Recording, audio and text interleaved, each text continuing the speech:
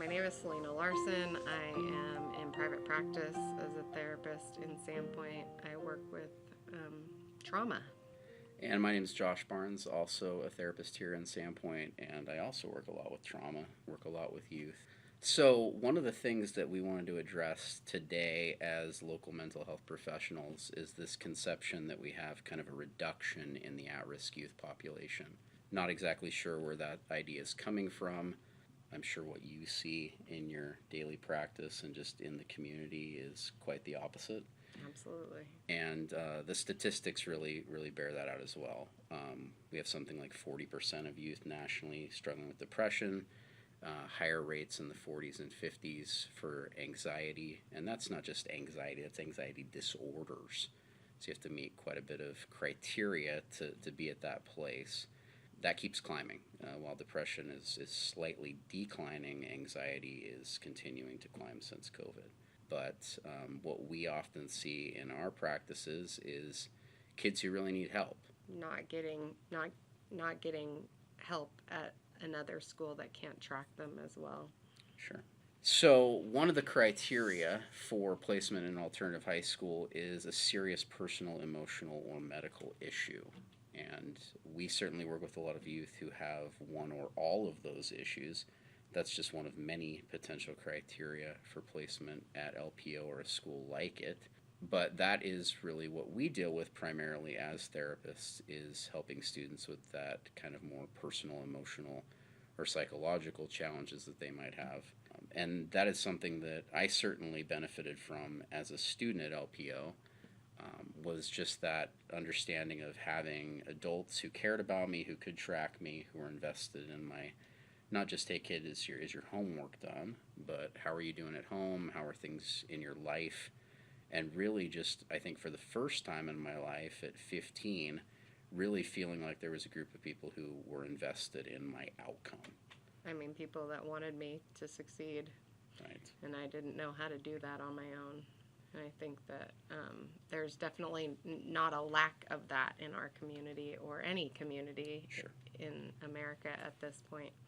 So one of the things that I thought was pretty telling about the last school board meeting was just this kind of emphasis on, and the question was even posed, what does it cost to get rid of this program? And my mind automatically went to, okay, what's the cost to our community, to at-risk youth, to everyone who has come to call this place home? But I think what the question actually was how much money is this going to cost us, or how much money can we potentially save by getting rid of this program or kind of rolling it into the high school? And calling it a non-problem. Like, this is not a problem that we have to address anymore. Sure. Which has not been our experience as we've sort of been in the community talking about the potential loss of LPO. Everyone in the community has been very put off and disappointed at even the idea. And these are people that are just community members that don't have really any secondary stake, but like having a place for people who are at risk.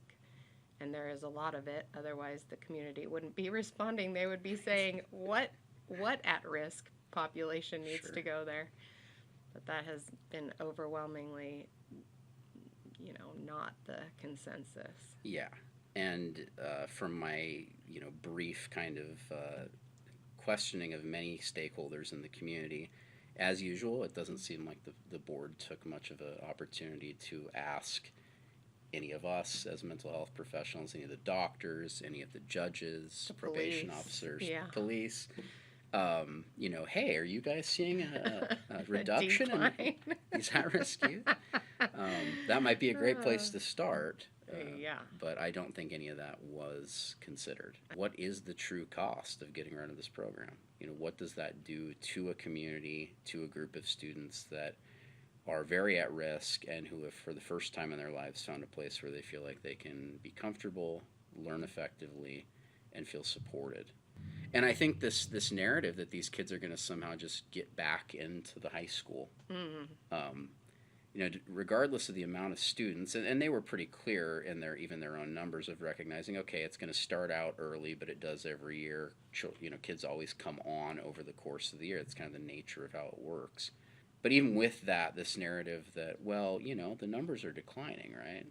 Okay, well, let's say there's 60 kids at LPO now. Those are 60 kids that do not graduate high school without Right. LPO. Yeah.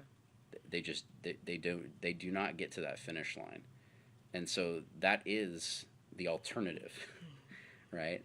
That's been the place that catches these kids and does the really, really hard and important work of getting them back to a place where they can succeed.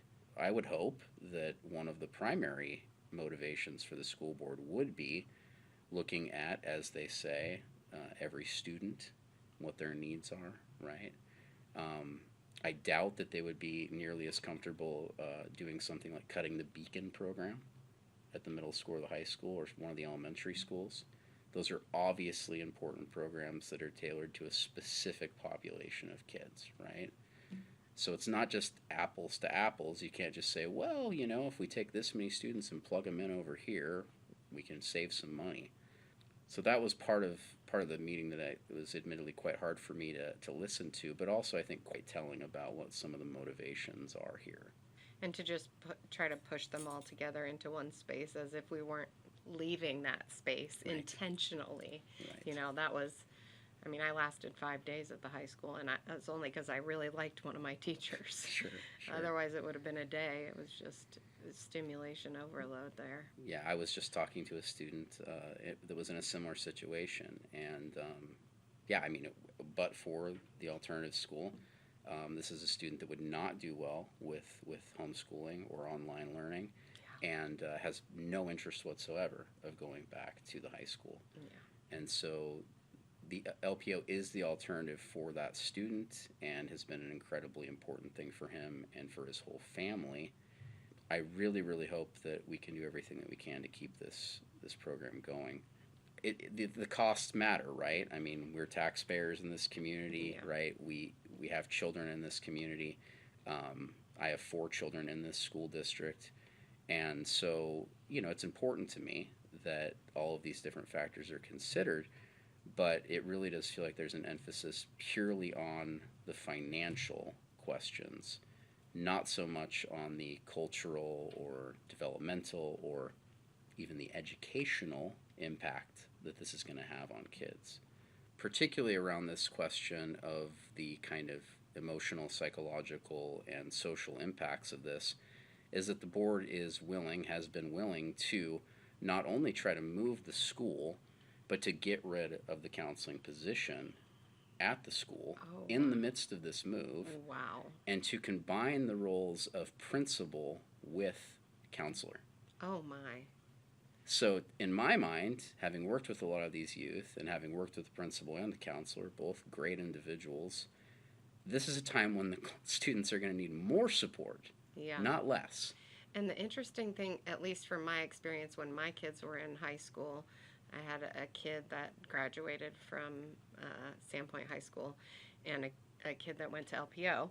But when I would go in and talk to the counselors at SHS, they were not counselors. They were not there to help in any emotional capacity. They were like career coaches. They were really meant to help kids get through high school. And you could feel it in the room when you talk to them. They had a priority. And like at LPO, where there are actual counselors that are there to help them with these, kind of mental health issues that they're having, to get rid of that. I worked in the school district when I worked for Conixu, and worked closely with the counselors at LPO, and it was such a huge difference that they made with all the students there.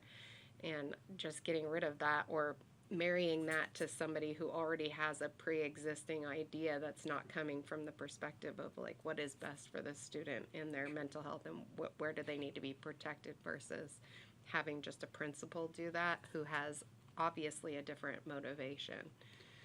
It's pretty scary. It is. And I think just the idea of combining those two roles, right, it's really telling as to how little thought has been put into this whole process. The fact that you're going to try to saddle one person with those roles that are often in conflict with one another, Absolutely. right? One being kind of primarily over administrative and maybe kind of like punishment. Disciplinary, and then the other one being kind of more the therapeutic role. Right. What's Obviously, in the best interest? How can I help? provide support. There's a bit of an issue there Yeah. that we can see quite clearly. It is quite surprising to me that Dr. Meyer, given her background as a counselor at LPO and a principal at LPO, would have a hard time understanding the potential conflict in combining those two roles. I doubt she does at her core not understand. I think as well it's like an doubt that. override of having a different motivation. Yeah, Her sure. motivations have changed. That seems quite clear, and that is incredibly unfortunate. Yeah.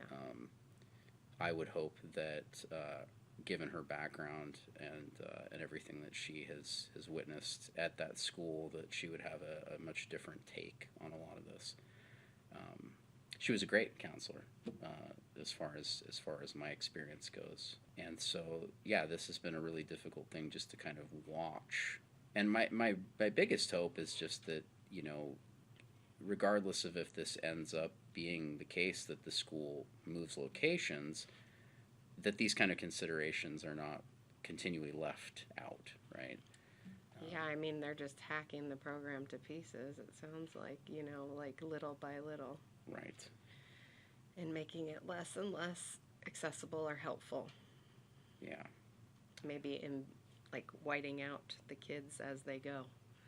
I mean, they're not allowing the voices of the community to be heard.